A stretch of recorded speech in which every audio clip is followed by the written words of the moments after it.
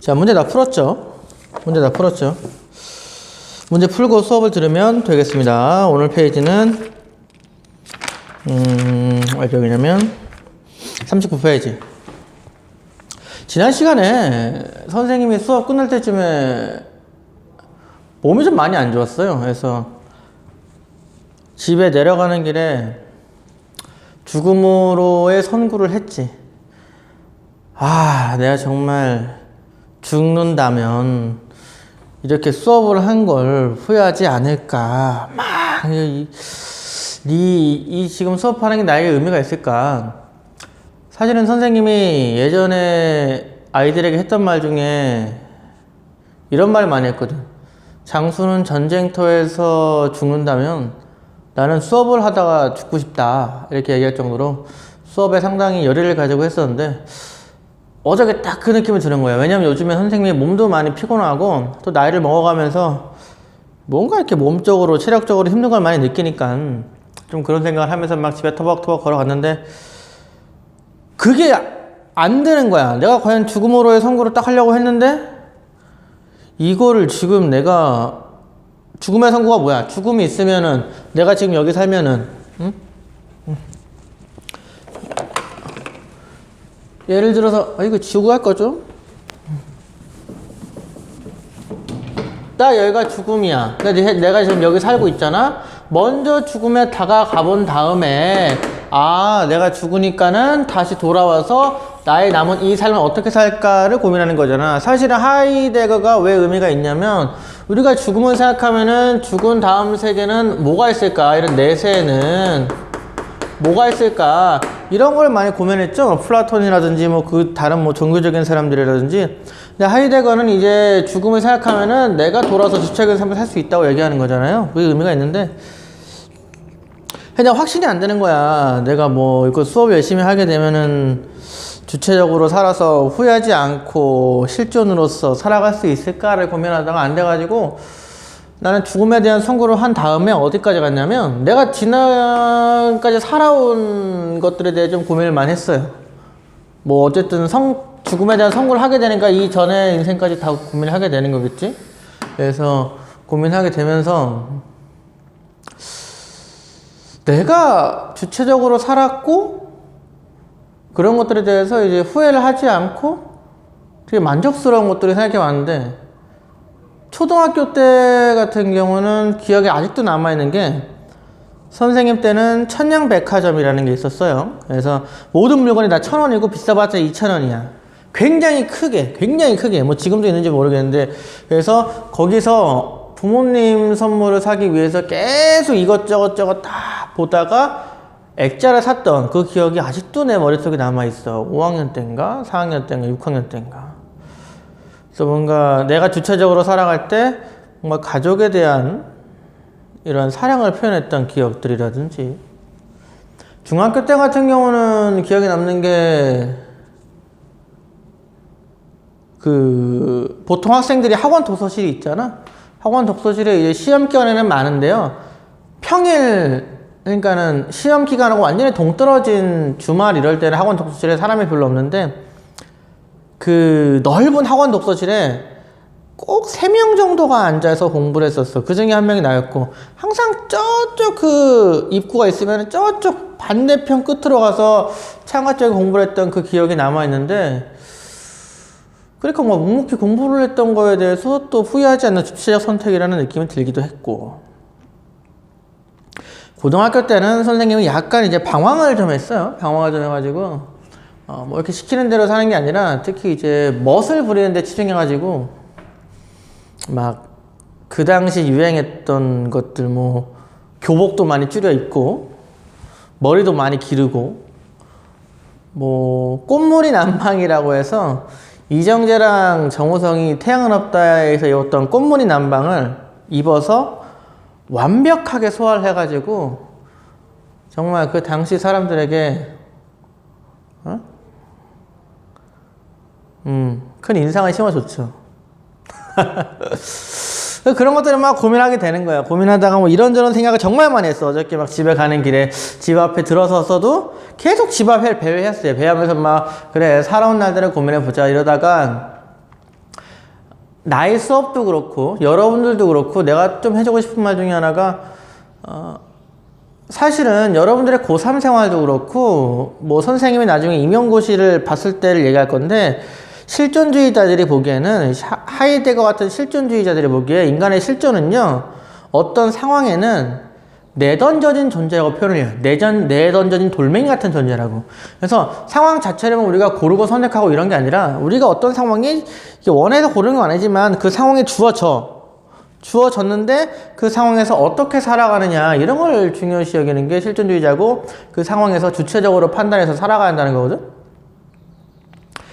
그 당시 내가 그 임용고시를 볼 때 사실은 임용고시라는 상황이 나에겐 정말 힘든 상황이었어.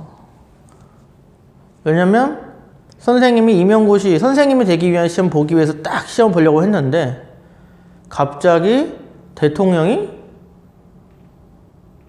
이명박으로 바뀌면서 교사의 수를 뽑지 않기 시작하는 거야. 그러면서 윤리와 같은 과목은요 정말 뽑지를 않았어.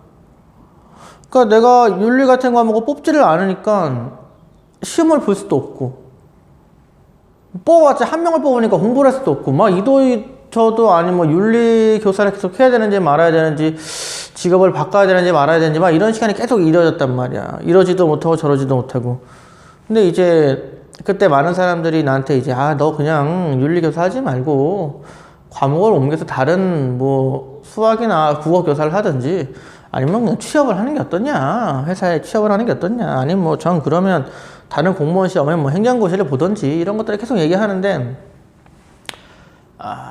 선생님은 어쨌든 교생 때 대학 때 윤리 전공에 대한 즐거움을 굉장히 많이 느꼈고 교생 때 꼭 교사가 되겠다는 즐거움을 많이 느꼈기 때문에 윤리 교사로서 막 이렇게 살아가야겠다고 선택을 하고 그 공부하는 과정에서 몇 명 뽑지 않을 때 이렇게 붙기 위해서 지금은 진짜 많이 뽑더라고 윤리교사를 진짜 많이 뽑는데 나 때는 진짜 안 뽑았기 때문에 지금 많이 뽑거든.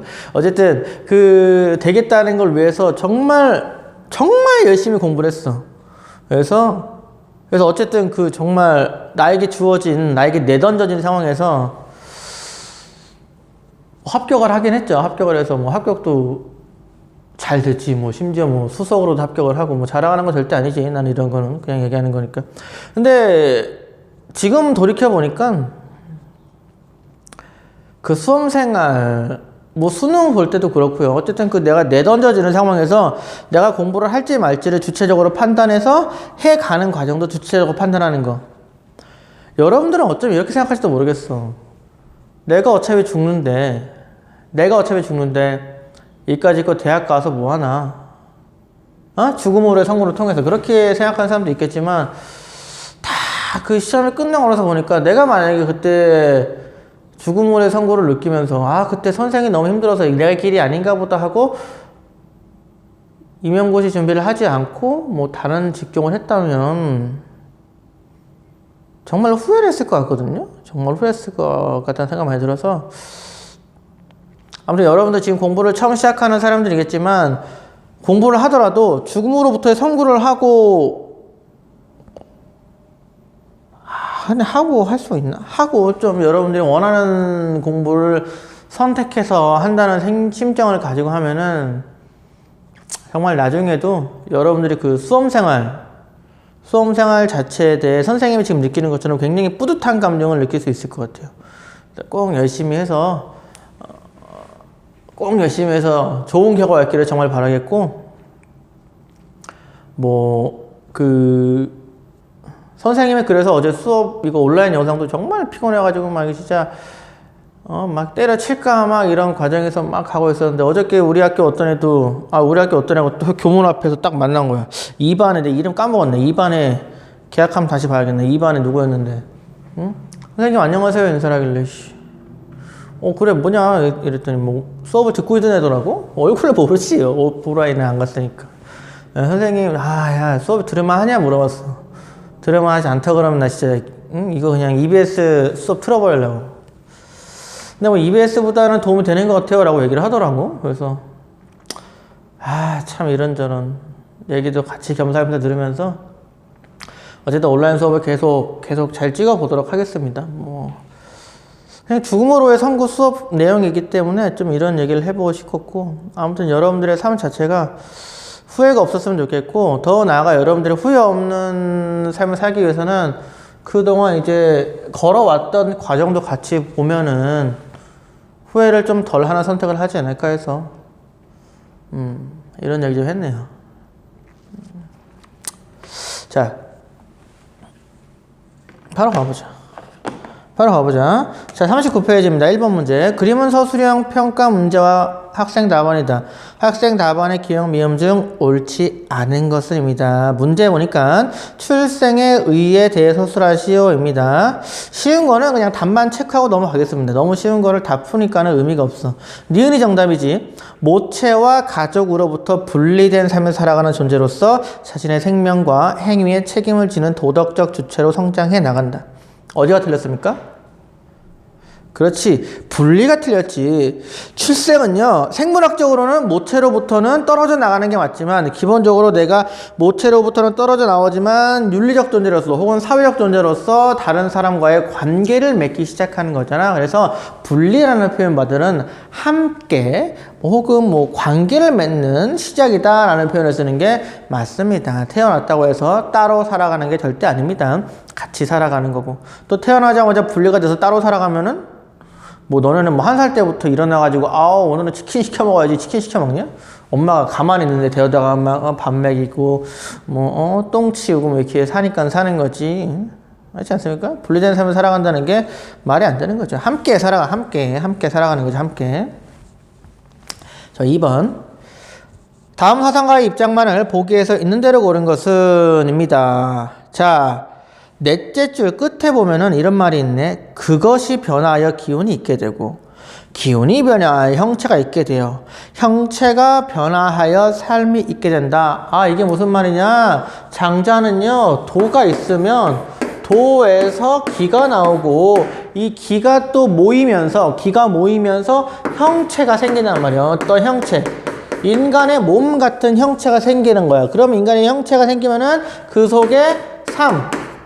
이거 사실은 우리가 원전으로는 생명이라고 표현하는데 그 속에 생명이 들어간다. 그래서 결국 이 생명, 삶이라는 것은 기가 모이는 것이다 라고 얘기하는 도가의 장자 아니겠습니까? 장자 쓰고 자, 기억. 삶과 죽음을 차별할 필요가 없다. 같은 거니까 삶은 기가 모인 거, 죽음은 기가 흩어진 거. 모였으면 흩어지고 이런 말 많이 하잖아. 만남이 있으면 헤어짐이 있고, 또 헤어짐이 있으면 또 다른 만남이 있고, 이런 식으로 그냥 삶이 있으면 죽음이 있고, 죽음이 있으면 또 다른 삶이 있고, 여기 기가 모였다 흩어지고 같다라는 겁니다. 2번. 죽음은 자연적이고 필연적인 것이다. 그렇죠. 죽음은 인간이 피할 수 없는 자연적인 기후 움직임일 뿐이다 라는 겁니다. 디귿. 인간은 죽음에 초연하면서도 애도해야 한다. 초연하는 거는 맞아요. 그냥 단순히 기가 흩어지는 거기 때문에 초연하는데, 초연하기 때문에 애도할 필요가 없습니다. 슬퍼할 필요도 없고 기뻐할 필요도 없고 그냥 그렇게 받아들이면 된다. 순응하면 된다 라는 겁니다. 리을. 삶은 기가 모이고 죽음은 기가 흩어지는 것이다. 맞는 얘기. 정답은 그래서 기억, 니은, 리을 4번입니다. 3번 문제. 다음 사상가의 입장으로 옳지 않은 것은 첫째 줄 밑줄. 전생에 뿌려진 씨앗은 이번 생에 받는 것이고, 다음 생에 거둘 열매는 이번 생에 행하는 바로 그것이다. 뭐라 그럽니까? 업보설이죠. 다음 생에 내가 어떻게 태어날지는 현생에서 나의 업보 때문이다 라는 거죠. 불교가 윤회를 얘기하잖아. 내가 죽으면 다음 생에 또 태어나. 그럼 어차피 이번 생에 망했으면 죽어서 다음 생에 또 태어나면 되는 거야? 안 되지. 왜? 내가 이번 생에 망했다고 자살해버리면 불살생의 계율을 어기기 때문에 상당히 나쁜 업을 짓는 거란 말이야. 그럼 다음 생에 인간이 아니고 정말 하찮은 존재로 태어난단 말이야. 뭐 재미삼아 말하면 뭐 바퀴벌레나 지렁이나 뭐 이런 이런 이런 존재. 물론은 3계 6도를 윤회하는 게 맞지만 3계 6도를 맞지만 어쨌든 다음 생에 이상하게 태어난단 말이야. 그렇기 때문에 윤회설을 말할 때는 뭐냐면 의외로 현실에서 착한 업을 지어야 하기 때문에 현실에 집중하라는 의미가 되는 거야. 또 태어나지만 다음 생에 잘 태어나려면 어떻게 해야 됩니까? 착한 업을 지어야 되는 거고, 예를 들면은 자비를 베풀어야겠죠. 그래서 자비를 베풀어서 다음 생에 보다 더 우월한 존재로 태어나도록 해라 라는 거고, 정말 우리가 원하는 거는 이 윤회의 고리를 끊고 부처가 되기를 원하는 거 아니겠습니까? 부처가 되면은 다시 태어날 필요도 없는 거죠.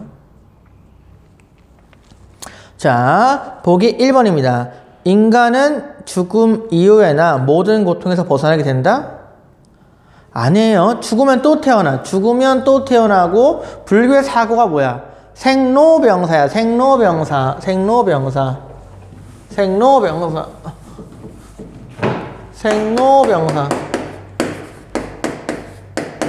사고라 그러지. 네 가지 대표적인 고통. 태어나면 늙고, 늙으면 병들고, 병들면 죽고, 또 그 다음 어떻게 돼? 윤회니까 또 생로병사.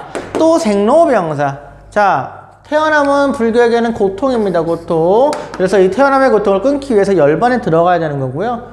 그러기 위해서는 어떻게 해야 돼? 탐욕과 집착과 무지를 버려야지. 깨달아서 부처가 돼서 열반에 들어가야 윤회의 근래를 끊고 현실 세계를 떠난다는 거야. 현실은 고통일 뿐이기 때문에. 그 대표적인 현실을 말하는 네 가지 사고를 말하는 거죠. 그러니까는 죽음 이후에 모든 고통이 벗어나는 게 아니에요. 죽지 마세요. 특히 자살은 진짜 하지 마세요. 자살은 진짜 웬만해서는 나는 뭐 자살을 정해야겠다면은 할 수 있다고도 생각을 해요. 정말 오죽하면은 자살을 하려고 마음 먹겠습니까? 그래도 마음 먹었더라도 안 하는 게 낫지 않을까. 재미삼아 하는 거지만 내가 옛날에 아까도 임고 얘기를 했으니까 임용고시 공부할 때 정말 힘들었거든. 정말 막 스트레스가 힘들었어. 이게 붙을 거라는 그것도 진짜 불확실하고. 왜냐면 사실 임고생들의 기본적인 그 시험에 준비하는 인프라가 상당히 공부를 잘하는 세대만 준비하기 때문에 정말 쉽지 않았는데, 내가 그래서 막 힘들어가지고 공부를 하다 지쳐서 옥상에 딱 갔어. 옥상에 딱 갔는데 정말 너무 힘든 거야. 그냥 뛰어내려 죽고 싶다 밑에 보면서 이런 생각을 하고 있었어. 그러다가 그냥 뭐 그러면 안 되는데, 이렇게 밑에 사람 없던 길이었어. 그 건물과 건물 사이 보면은 정말 사람 못 지나가는 그 좁은 길 있지. 거기에 내가 한번 좀 이런 말 보는데 침을 뱉어봤어. 침을 어떻게 되나 보려고 탁 침을 뱉었는데 쭈루루루 가면서 한 5초 정도는 걸리더라고. 그때 건물이 한 10층 됐던 것 같으니까. 생각해봐.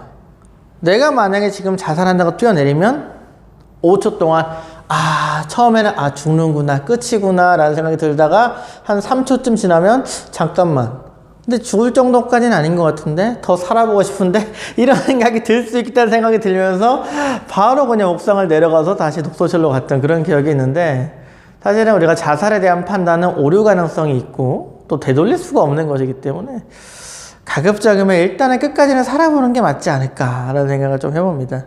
기운 내고 항상 긍정적으로 사는 게 좋지 않을까, 그런 생각해보는 겁니다. 자, 보기 4번만 한번 더 보자. 인간은 윤회의 괴로움에서 벗어날 방법을 모색할 수 있다. 그렇지. 어떻게? 윤회의 괴로움을 벗어나려면은 집착과 탐욕과 무지를 버리고 열반의 세계에 들어서면 된다라는 거죠. 문제 4번. 기억에 들어갈 적절한 내용만을 보기에서 있는 대로 고른 것은? 자, 셋째 줄부터 보자. 그러나 자발적 안락사를 허용해서는 안 된다. 왜냐하면 자발적 안락사를 반대하는 의견을 고르면 되는 거네.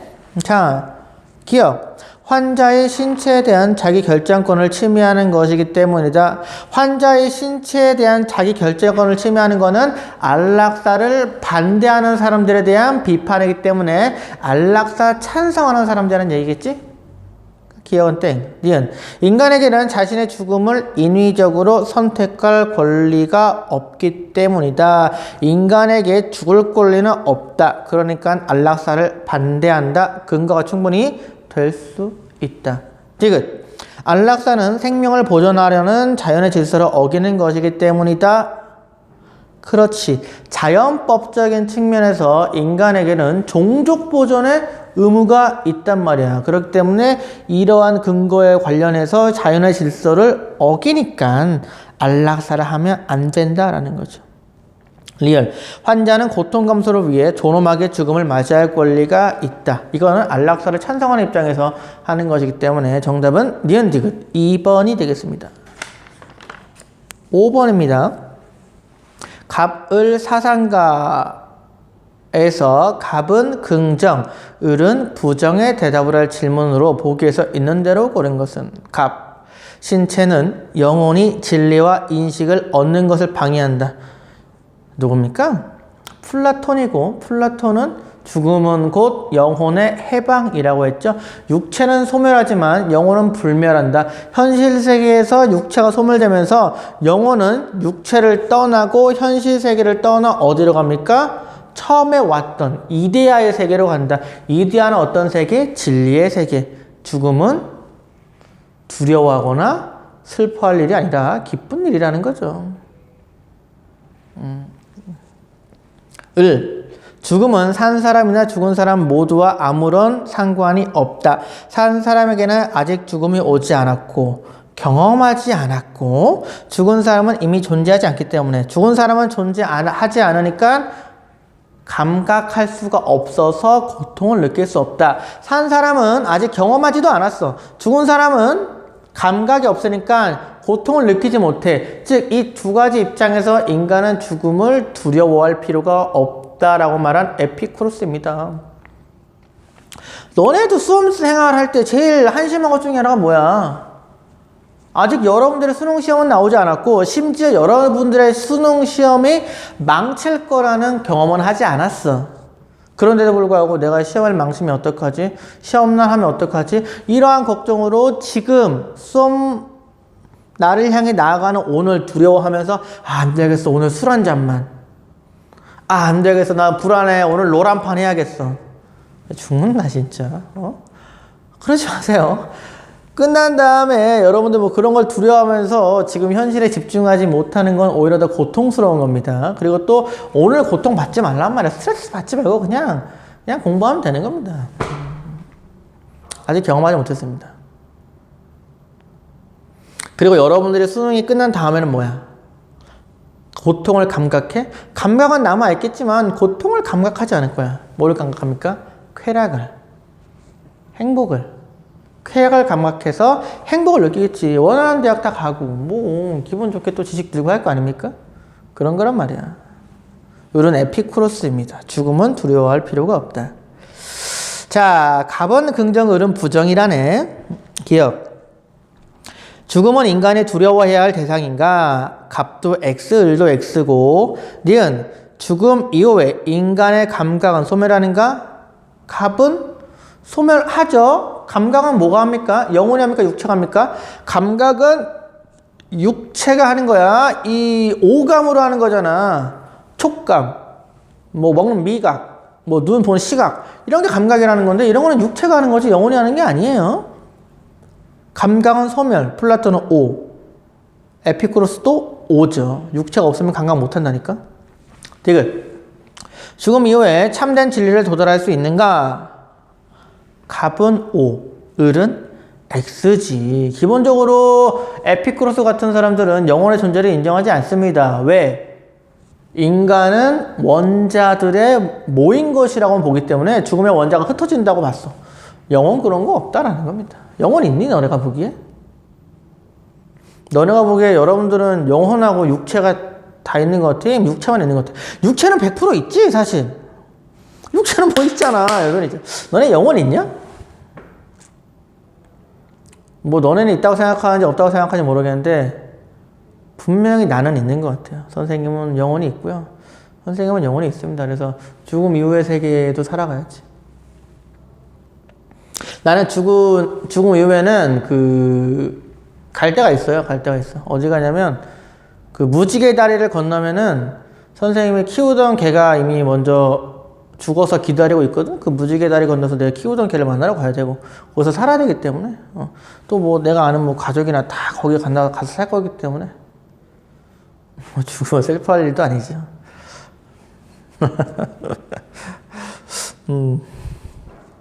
자, 리얼입니다. 죽음은 영혼이 육체의 구속에서 벗어나는 것인가? 플라톤은 O, 에피쿠로스는 X. 에피쿠로스는 영혼 자체를 인정하지 않는다니까. 그러니까 정답은 디글리얼 3번이 되겠습니다. 6번입니다. 기억에 들어갈 내용으로 가장 적절한 것은 을 바로 봐도 되겠다. 내 생각은 달라. 뇌사를 죽음으로 인정하면 안 돼. 왜냐하면 뇌사를 반대하는 사람의 근거, 뇌사 반대 근거입니다. 정답은 1번이야. 뇌사자도 호흡과 심장이 유지되고 있기 때문에 나는 뇌사를 죽음으로 인정할 수 없어 라고 얘기하면서 심폐사를 주장하는 입장이죠. 정답은 1번입니다. 7번. 갑의 입장을 지지하는 내용의 댓글을 기역, 미음 중에서 고른 것은? 갑. 모든 사람들은 자신의 신체에 대한 소유권을 가진다. 저는 태아가 여성의 신체의 일부이므로 여성은 자신의 몸의 일부인 태아에 대한 권리가 있다고 생각합니다. 자, 이걸 뭐라 그럽니까? 소유권 논거라고 하죠. 소유권 논거. 태아는 여자의 양수에 붙어 있잖아. 어쨌든 탯줄로 딱 이어서 붙어 있잖아. 그러니까 여성의 몸의 일부니까 여성의 소유이다. 여성 맘대로 할 수 있다. 뭐 손톱 자르듯이 태아 자를 수 있다. 뭐 같은 이치죠. 낙태를 찬성하는 입장이라는 겁니다. 낙태를 찬성한다는 입장이고요. 자, 결국 낙태를 찬성하는 입장은요. 정답은 3번입니다. 여성은 자신의 삶을 자율적으로 결정할 권리가 있기 때문에 왜 여성은 자율적으로 자신의 삶을 결정할 수 있지. 근데 낙태를 못하게 하면은 기본적으로 10개월 임신해야 되고 낳은 아이 키우는데 최소한 10년, 20년 굉장히 많은 시간과 돈과 이런 것들이 든다라는 거지. 여성의 삶이 굉장히 많이 바뀌어요. 그렇기 때문에 여성이 자신의 삶을 자율적으로 살아가기 위해서는 아이를 낳을지 말지는 자기가 결정해야 한다라는 거지. 그렇죠. 아이가 있고 없고의 삶은 정말 큰 차이가 있으니까. 정답은 그래서 3번이 되겠고요. 5번째 보기 한번 봐봐. 태아도 잠재적 인간이기 때문에 인공 임신 중절은 살인과 같아요. 라고 했지. 태아도 가만히 두면은 인간이 된단 말이야. 내가 지난 시간에 잠재적 인간 얘기하면서 태아가 어떤 상태인지 제대로 얘기를 안 한 것 같아서 다시 한번 조사를 했어요. 내가 원래 다 알던 내용인데 잠깐 까먹었었어. 자, 태아가 뭐냐면 태아는 임신을 하잖아. 임신을 하면은 이 수정을 하잖아. 수정을 하잖아. 수정을 한단 말이야. 수정을 하고 쭉 지나다가 10주 뒤가 되면은 인간의 형체가 생겨. 인간의 형체가. 이 수정을 하고 10주 정도까지는 인간이랑 동물이랑 모습의 차이가 거의 나지 않아요. 그때를 뭐라 그러냐? 이때는 배아라 그래. 배아라 그러고 10주 뒤부터 뭔가 인간으로서의 형체가 생기기 시작할 때부터를 우리는 태아라고 쭉 얘기를 하는 거지. 날 때까지. 알겠습니까? 태아라는 겁니다. 태아. 배아를 얘기하는 게 아니에요. 지금 태아를 얘기하고 있다라는 거지. 태아는 딱 보면은 인간으로서의 잠재성이 충분히 있다고 얘기할 수 있겠지. 왜? 동물과 완전히 다른 모습과 형체를 띠고 있기 때문에. 그러면서 하나하나 몸이 만들어지는 거죠. 어쨌든 정답은 3번이 되겠습니다. 8번 문제. 갑을 병의 입장에 대한 설명으로 옳지 않은 것은? 갑. 자살은 살인하지 말라는 신의 계명을 어기는 행위이다. 자, 자살하지 말라고 얘기했던 학자들은 우리가 그때 여기 이것 때문에 안 적었어. 유교, 불교, 자연법, 칸트, 쇼펜하우어를 말했어요. 그러면서 자연법은 아퀴나스를 말했는데 우리가 또 중세 철학자 중에 한 명인 아우구스티누스는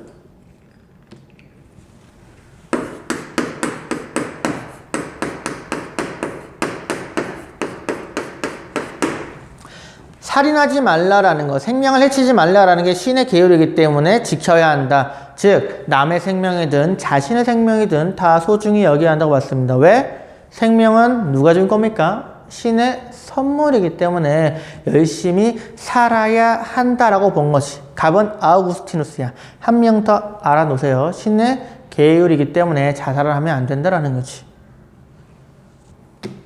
아우구스티누스. 자살은 신의 섭리에 근거한 자연법이 제시한 자기 보존의 의무를 어긴다. 아퀴나스지. 여기 있는 자연법의 입장. 디귿. 부모로부터 받은 자신의 신체를 훼손하지 않는 것이 효의 시작이다.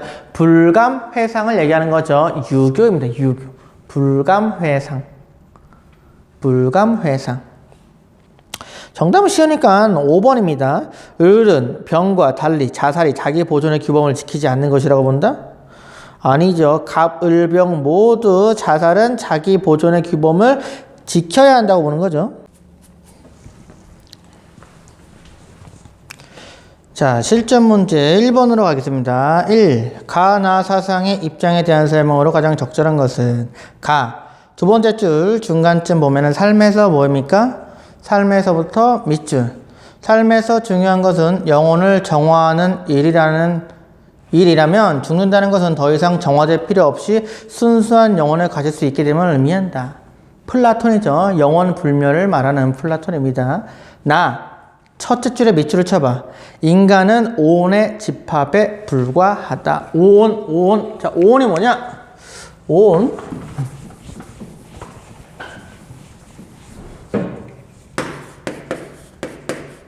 자, 불교에서는 이 5가지 이 물질 요소를 얘기하는 오온이 모이면 인간이 생명이 생기고 이 오온이 흩어지면 인간의 생명이 죽는다라고 보는 건데요. 이 오온이 뭐냐면 색수상행식이라고 해요. 색수상행식.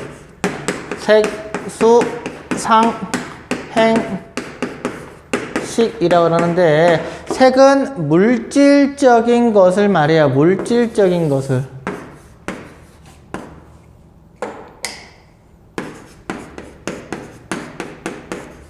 예를 들면 우리의 몸 같은 것들이 다 색이야. 색. 이런 물질들을 색이라 그러고 나머지 수상행식은 정신적인 것들을 얘기합니다. 그럼 그 정신적인 것 4가지가 뭐냐? 이 정신적인 거야. 수라는 것은요. 감수작용을 말하는 거야. 어떠한 생각이나 어떠한 의견이나 어떤 반응들을 이렇게 받아들이는 작용, 감수작용, 받아들이는 거, 감수작용이라고 그러고, 상은요, 표상작용이라고 그래. 표상 뭡니까? 어떤 거를 생각해내는 거, 생각해내는 거를 표상, 이미지로 한번 그려본다라는 거, 떠올려본다라는 거 다 표상이라고 하죠. 그리고 행은요, 의지작용을 말합니다. 어떠한 의지를 갖는 거를 행이라고 하고, 식은 의식작용을 말해. 의식. 어떤 것들을 의식적으로 판단하거나 인식하거나 이런 것들. 그래서 감수작용, 표상작용, 의지작용, 의식작용 이런 거를 정신적인 측면에 오온의 4가지라고 보는 겁니다. 즉 색수상행식이라는 요소가 모이면 인간의 생명이 태어나고 사라지면 죽는다라는 거. 불교입니다. 불교. 자, 정답 1번. 가는 죽음을 육체에 갇혀 있던 영혼이 해방되는 것이라고 본다? 맞죠? 플라톤은 영혼은 육체에 갇혀 있는데 육체의 소멸을 통해서 해방되고 이데아의 세계로 나아갈 수 있다는 거 본 거지. 정답은 1번입니다. 나머지 보기는 쉬우니까 읽어보세요. 2번. 다음 가상 대화에 스승이 강조하는 내용으로 가장 적절한 것은? 스승님, 귀신을 어떻게 섬겨야 합니까? 그러니까 이렇게 대답하네. 사람을 섬길 줄 모르는데 어찌 귀신을 섬길 줄 알겠는가. 자, 공자가 귀신을 섬기는 방법을 몰랐다고 보지 않아요. 근데 왜 이렇게 얘기합니까? 귀신 섬기려고 하지 말고 사람에게 잘해줘라. 사람에게 잘해준다라는 거는 도덕적으로 대해라 라고 얘기해서 현실 사회에서 도덕적으로 살아가라는 거에 집중하는 거야. 또 계속 봐봐. 3번. 그렇다면 죽음에 대해서 말씀해 주십시오. 삶을 모르는데 어찌 죽음을 알겠느냐.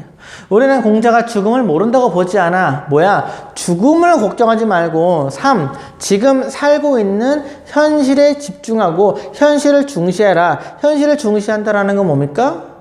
현실에서 도덕적으로 살아가고 도덕적인 완성을 통해서 어떤 덕? 인이라는 덕을 갖추어야 한다라는 거고, 관련해서 우리가 수능에 나온 사자성어가 뭡니까? 사이신성인이잖아. 사이신, 나를 해쳐서라도 인을 이룬다라는 거고, 여기서 말하는 인이라는 덕입니다. 그래서 나를 해쳐서라도 사이신성인, 인을 이룬다라는 거지. 예를 들면 지금 갑자기 정문에서 어떤 강도가 칼 2개를 들고 막 날 죽이러 와. 아니, 날 죽이는 게 아니고 너네들을 죽이려고. 여기 있는, 앉아있는 너를 딱 죽이러 와. 딱 문 열자마자, 김개똥 어딨어? 딱 오는 거야. 나는 김개똥이 아니잖아. 근데 내가 가만히 있으면 김개똥이 죽을 것 같아. 그래서 내가 이 강도를 딱 막아가지고 칼을 뺏었는데 그 순간 강도가 나를 칼을 찔러. 난 죽을 것 같아. 어쩔 수 없이 내가 뺏은 칼로 강도를 찔러 죽여서 나는 죽지만 김개똥이는 살래는 거. 이런 건 바로 사이신성인이지. 물론 김개똥이가 되게 착한 아이였다면. 근데 딱 들어와가지고 칼을 들고 왔는데 김개똥이 누구야? 다 안 죽일 거야. 나는 김개똥만 죽이라 써 얘기하는데. 쟤예요. 이러면 살신성인은 아니죠. 살신성인은 아니고. 세월호도 마찬가지 아니야? 세월호도 아이들이 물에 빠져 죽을 때 먼저 도망간 정말 정신 나간 선장이 있다면, 정신 나간도 아니지, 쓰레기만도 못한 선장이 있다면 끝까지 아이들을 한 명이라도 구하기 위해서 배에 다시 다가가서 구조활동을 했던 선생님들이 많이 계셨죠. 이런 것들이 바로 사이신성인이다라는 거죠. 쉽지 않지만 노력해야 됩니다. 정답은 2번입니다. 죽음보다 현실의 도덕적인 삶에 더 관심을 가져야 한다라는 거지. 이게 바로 공자의 말이고, 현실에서 도덕적으로 살아가는 거에 중시하라는 거야. 도덕적으로 살아갈 수 있음에 살아가야 한다는 것에 집중하라는 거지. 3번입니다. 가 주장을 나 그림으로 나타낼 때 기억에 대한 반론의 근거로 시험에 상당히 많이 나오는 출제 유형입니다. 나에다가 전제 1, 2 결론을 두고 전제가 1이든 전제가 2든 결론이든 그거에 대한 빈칸을 넣고 그 빈칸에 대한 반론을 묻는 문제. 이걸 하기 위해서는 우리가 뭘 해야 한다? 그 빈칸부터 찾아낸 다음에 그 빈칸에 반론을 해야 된다. 자, 이걸 위해서는 우리가 3단 논법을 할 줄 알아야 돼요. 살 줄 알아야 돼. 3단 논법을 일단 다시 한번 예를 들어볼까? 자, 3단 논법은 대전제, 소전제,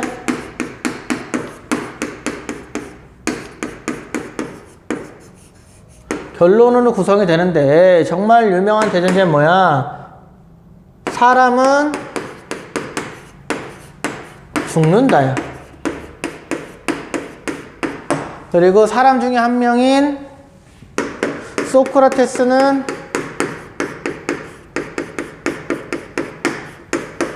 사람이다.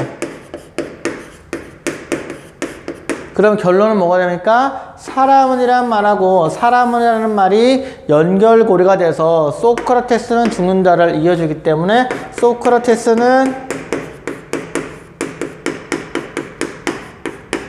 죽는다가 되는 거지. 그럼 이 형식을 우리가 기호로 표현하면은 A는 죽는다는 A가 아니니까 B죠. 소크라테스는 A도 아니고 B도 아니니까 C라고. 근데 사람이다는 뭐야? A지. A를 써. 이렇게 되면은요, 전제가 두 개가 되면은 A와 A가 연결고리가 되면서 C와 B를 연결해 준단 말이야. 그렇게 되면은 A가 중복이 되면서 지워지고 결론에는 결국 C는 B가 남게 된다라는 거지. 그래서 결론으로 C는 B다가 나올 수 있다라는 게 바로 삼란 논법이야. 우리가 이걸 알면은 이 중간에 있는 거 이걸 모른다 하더라도 어쨌든 여기에 들어가는 거는 C는 A이다 라는 게 들어가는 거잖아. C는 어디 있습니까? 결론에 주어가 있기 때문에 이 결론의 주어를 위로 올려주고, A는요 대전제 주어이기 때문에 대전제 주어를 대각선으로 내려주면 된다라는 거지. 자, 그럼 이거 한번 해보자. 결론. 지금 이게 우리 그 문제에 있는 내용인데 미리 써놨지? 왜 미리 써놨겠니? 한번 찍었다 다시 왔어. 에이, 진짜 응? 괜찮아. 그럴 수 있지 뭐. 전제. 인간으로서의 지위를 침해하는 것을 허용해서는 안 된다라는 게 지금 써있지, 거기에. 그 다음에 전제 2가 비어있지. 결론. 임신 중절은 허용하면 안 된다야. 이거를 A, B, C로 나타내 보면은 인간으로서의 지위를 침해하는 것을 A로 두면은 허용해서는 안 된다가 B가 되겠고, 여기는 아무것도 없지만 C가 되겠지. 그러면서 여기는 A가 될 테고, 결국 A를 연결고리로 해서 이건 C와 B가 연결이 되었구나 라고 우리가 유추할 수 있겠지, 논리적으로. 그렇다면은 여기 C는 임신 중절이 들어가면 되겠고, 그래서 임신 중절은 뭐가 돼? 그 다음 여기 A에는 대전제에 있는 주어인 이 대각선이 들어가서 인간으로서의 지위를 침해하는 것이다 라고 적으면 되겠지. 그래서 우리가 전제 2에 들어가는 것은 임신 중절은 인간으로서의 지위를 침해하는 것이다가 들어가게 되겠습니다.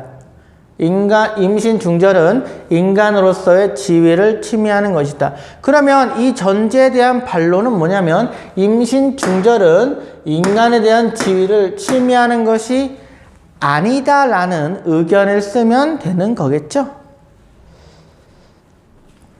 정답은 그래서 3번이 되겠습니다. 출생하기 이전의 존재는 아직 인간으로서의 지위를 지니지 않는다. 그렇기 때문에 임신 중절은 인간의 지위를 침해하는 것이라고 볼 수 없다라고 연결이 잘 되겠죠? 같은 의미가 되겠죠?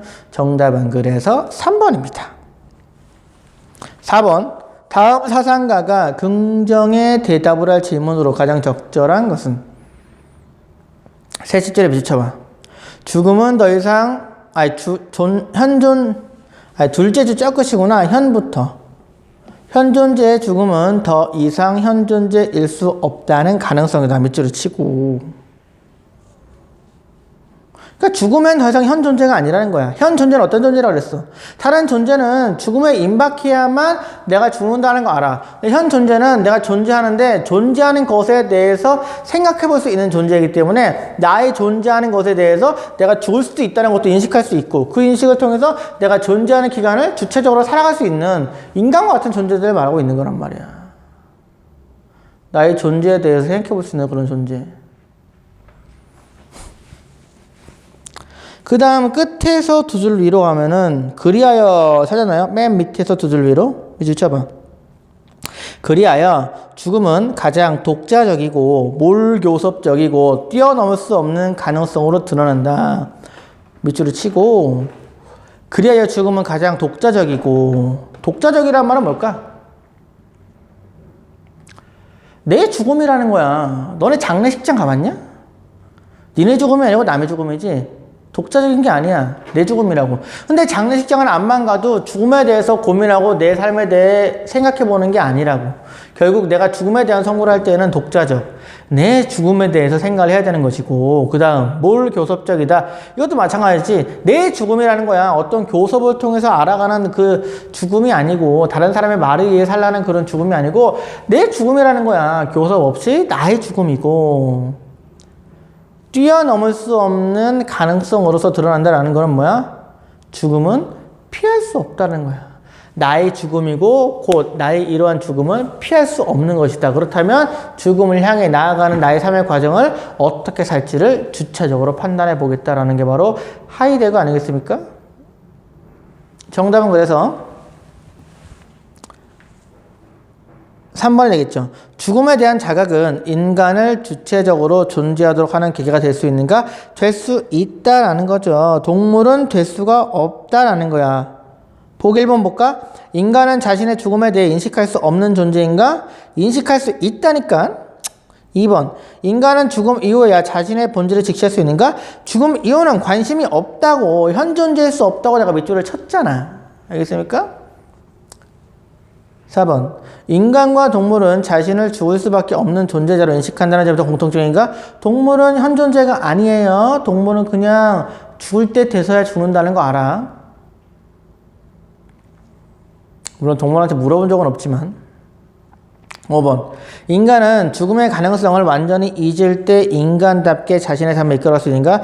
죽음의 가능성을 잊는 게 아니고 죽음의 가능성을 받아들이고 내 삶을 새롭게 선택한다고.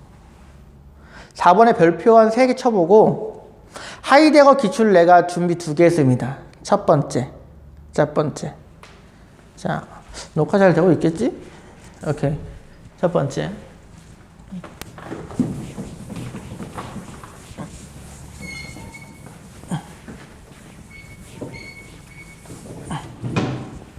이제 현 존재의 유한성 때문에 죽음을 자각할 수 없다고 본다. 현 존재의 유한성 때문에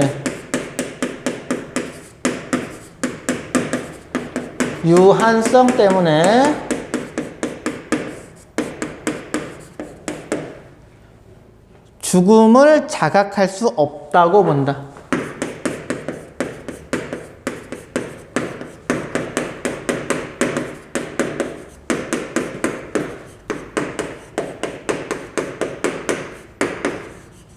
현 존재의 유한성 때문에 죽음을 자각할 수 없다고 본다. 유한성이란 건 뭐야? 무한성이 아니고 유한성. 한계가 있다는 거야. 인식이가 됐든 삶이 됐든 한계가 있다는 거지. 1번, 2번. 아, 이거 언제냐면은 2018년 3월 기출이야. 2번, 죽음은 현 존재의 종말이다.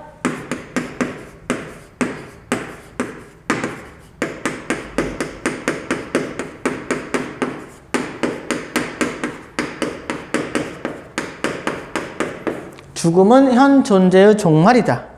O인지 X인지 보고 이건 바로 작년 2019년 수능에 나왔던 지문이 되겠습니다.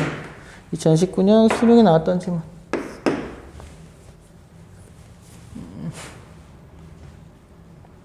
1번. 현 존재의 유한성 때문에 죽음을 자각할 수 없다고 본다. O야 X야. 현 존재는 유한성이 있어 없어? 유한성이 있어. 인간은 유한한 말이야. 인간이잖아. 인간은 유한해. 유한하다라는 말은 뭐 인식작용도 유한하지만 특히 우리가 언제 유한성 말하냐면 죽잖아. 무한으로 사는 게 아니라고. 유한으로 죽기 때문에 인간은 유한한 거는 맞아. 하지만 유한하지만 죽음을 자각할 수 있다고 보는 거지. 자각할 수 있기 때문에 죽음까지 가는 나의 삶에 대해서 주체적으로 할 수 있다는 게 바로 실존주의자인 하이데거가 말하는 겁니다. 이건 그래서 X가 되겠고, 두 번째, 죽음은 현 존재의 종말이다? 밑줄 쳤잖아요. 죽으면 끝이라니까. 그래서 O가 되는 거고, 어떤 사람은 하이데거한테 이런 말까지 합니다. 하이데거한테 죽음 이후에는 관심이 없었다라고까지 표현해요. 하이데거는 죽음 이후에 대해서는 관심도 없었다. 끝이라고 표현하고, 뭐 하이데거가 뭐 영혼이 불멸하는지 이런 것들에 대해서는 관심도 두지 않았다. 그냥 죽음 자체를 보고 이 죽음이 있잖아? 삶이 있고 죽음은 이 뒤에는 관심도 없었어. 여기를 잘 살아가는 거에만 관심을 준 사람이라는 게 바로 하이데거지. 일종의 공자랑 그러면은 조금 비슷하죠. 공자랑.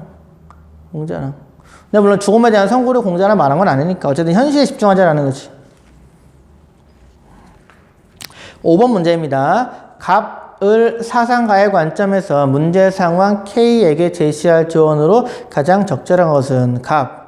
자살은 자기를 사랑하라는 자연법에 어긋나는 행위이며 아퀴나스지? 오랜만에 복습하지. 아퀴나스가 말한 자연법 3가지. 첫 번째 자기보존, 두 번째 종족보존, 세 번째 신과 공동체에 대한 진리파악이라는 겁니다.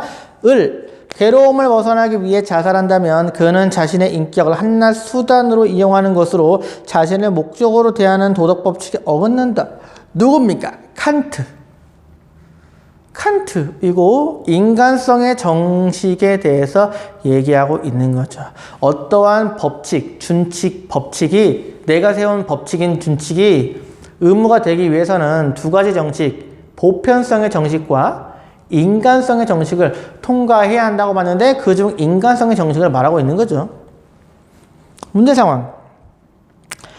사업에 실패한 K는 많은 빚을 지게 되었고 극심한 고통에 시달리고 있다. 그는 자신의 처지를 매우 비관하여 자살을 하려고 고민하고 있다. 자살에 대한 내용이네. 정답은 3번 봐봐. 자살은 자율적 인간으로서 가지는 의무를 위반하는 행위이다. 맞아, 틀려?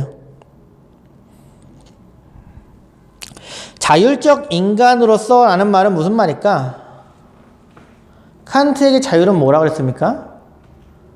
칸트에게 의무를 지키는 거는 자율이야, 타율이야? 우리가 어떤 법이나 의무를 지키는 거는 내가 하고 싶은 대로 하는 게 아니잖아. 뭔가 정해진 대로 하는 거니까 타율이라고 생각할 수 있는데 칸트에게 의무를 지키는 거는 뭐야? 자율이야. 왜?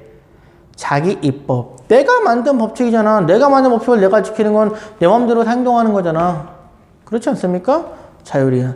자살은 자율적 인간으로서 가지는 의무를 위반하는 행위이다. 맞지. 내가 세우는 도덕 법칙을 지키지 않는 것이기 때문에 자살은 의무를 위반한다라고 보는 거고. 4번. 자살은 불살생이라는 계율을 어기는 것이다. 불살생은 뭡니까? 불교가 되겠고. 5번. 자살은 선한 결과를 초래하는 경우에만 허용되는 행위이다. 결과를 비추어 봤을 때 선악 판단하는 걸 뭐라 그러냐? 결과주의라고 그래. 결과주의.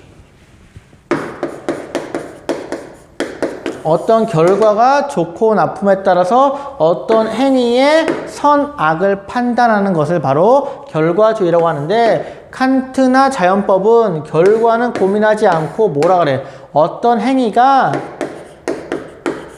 동기가 선했는가, 다시 말해 동기가 자연법을 지키려고 했는가, 동기가 의무를 지키려고 했는가에 따라서 어떤 행위에 선악 판단을 하는 것이기 때문에 결과주의가 아니라 동기주의라고 합니다. 알겠죠? 그래서 갑을은 둘 다 동기주의 혹은 의무주의라고 하는 것이, 결과를 고려하는 것이 아니고 행위의 동기를 고려한다는 거지. 정답은 그래서 3번에 되겠습니다. 6번. 갑을에 대한 설명으로 가장 적절한 것은 이건 너무 쉽다, 솔직히 말하면. 안락사를 찬성하는 입장이야. 안락사를 찬성한다. 을은 두 번째 줄에 밑줄 한번 쳐봐. 두 번째 줄에 그 결과로 의사 자신이 생명의 존엄성에 대해 무감각하게 될 뿐만 아니라 사회 전체가 생명을 경시하는 풍조로 변하게 될 것이다. 이건 뭐야? 안락사를 반대하는 거지. 왜? 사회적으로 안 좋은 결과, 다시 말해 생명 경시 풍조가 발생할 것이기 때문에 안락사를 반대한다는 겁니다. 정답은 그래서 2번이지. 을은 안락사 허용으로 사회적으로 부정적인 결과, 생명 경시 풍조가 일어날 것을 초래한다고 지적하고 있다는 겁니다. 정답은 그래서 2번입니다. 7번입니다. 기억에 들어갈 옳은 진술만을 보기에서 있는 대로 고른 것은 갑 읽을 것도 없어. 을부터 봐. 너네 문제 풀 때는 읽어봐라. 지금 뭐 또 다 풀어봤을 거니까. 저는 심폐기능의 정지만이 죽음의 판단 기준이 되어야 한다고 봅니다. 당신의 의견대로 한다면 기억이기 때문에 자, 을은 뭐야? 뇌사를 찬성에 반대. 뇌사를 반대하고 심폐사를 인정하는 주장이다 라는 거지. 자, 보겠습니다. 기억. 환자 가족들의 경제적 부담을 가중시킬 것입니다. 야, 뇌사를 반대하는 입장에서는 환자 가족의 경제적 부담을 가중시킨다고 해서 뇌사를 반대하겠습니까? 아니지. 뇌살 하지 말자. 환자 가족의 경제적 부담이 주어지더라도 뇌살은 허용될 수 없다라고 말하겠죠. 기억은 땡. 니은. 인간 생명의 가치를 효용성의 측면에서 평가하게 될 것이기 때문에 뇌살을 반대한다라는 거지. 왜? 특히 어떤 효용성? 어떤 인간의 생명을 가지고 효용성. 내가 어떤 의료 자원이 됐든 경제적인 자원이 됐든 투자했지만 어차피 죽을 거라고 해서 뇌사라고 인정하고 그냥 죽음의 장례를 치르자라는 거잖아. 이런 식은 인간의 생명을 효용성, 어떠한 투자 대비 효과가 있는가 이런 걸로 보기 때문에 우리는 생명경시풍조가 된다고 지적할 수 있겠죠. 뇌사 반대하는 입장에 일치한다. 디귿. 사람의 신체를 대체 가능한 부품처럼 취급할 수 있게 된다. 그렇지. 장기 기증을 위해서 뇌사를 찬성하기 때문에 인간의 생명이 다른 사람의 심장, 눈, 폐 이런 것들을 주기 위해서 죽음으로 인정한다는 거는 뇌사한 사람은 결국 부품이야? 라고 비판할 수가 있겠죠. 리얼. 심장과 폐의 정지만이 죽음의 판정 기준임을 간구하게 된다. 그렇죠. 뇌사를 반대하는 사람들은 심폐사를 인정한다 그랬습니다. 심장과 폐가 죽어야 죽는 것이다 라고 보는 이 기준을 모르고 있다는 거지. 정답은 니은, 디귿, 리얼 5번이고요. 8번 별표 2개. 가의 갑을병 사상가들의 입장을 나 그림으로 표현할 때 AD 진술에 해당하는 것으로 옳은 것은 갑. 죽음으로 달려가 보는 순간에만 이거 뭐라 그래? 죽음에 대한 선구라 그래. 죽음에 대한 선구. 죽음에 대한 선구. 하이데거죠? 하이데거. 을. 죽음은 우리에게 아무것도 아니다. 모두 좋고 나쁨은 감각에 달려있는데 죽음은 감각의 상실 몇 줄? 죽으면 감각이 상실된대. 감각이 상실되면 뭘 못합니까? 고통을 못 느껴. 그러니까 죽음은 두려워할 게 없다라고 말하는 에피쿠로스. 에피쿠로스. 평. 우리는 육체에서 벗어날 때 지겹다. 플라톤. 영원 불멸설을 말하는 플라톤. 가보자. 1번 A. A는 갑만 해당하다는 거네. 을병은 아니고. 죽음 이후에는 모든 영혼의 활동이 정지된다. 갑. 에벨링이란 사람이 말하기를 하이데거는 영혼 불멸에 대한 논의를 하지 않았다고 평가한다니까. 게다가 사실 아까 말한 것처럼 하이데거가 말한 거는 죽음은 현 존재의 종말이야. 그 뒤는 끝이라고 얘기해서 없는 것처럼 얘기했지만 영혼 불멸 자체에서는 별 논의를 하지 않아요. 그렇기 때문에 죽음 이후에는 모든 영혼의 활동이 정지된다라고 볼 수 있겠지만 근데 왜 답이 아니야? 분명히 죽음 이후에 모든 영혼의 활동이 정지되는 거는 을도 포함이 되잖아. 에피쿠로스도. 그러니까 A는 절대 들어갈 수가 없다는 거지. 갑과 을의 교집합 정도로 봐야 한다는 겁니다.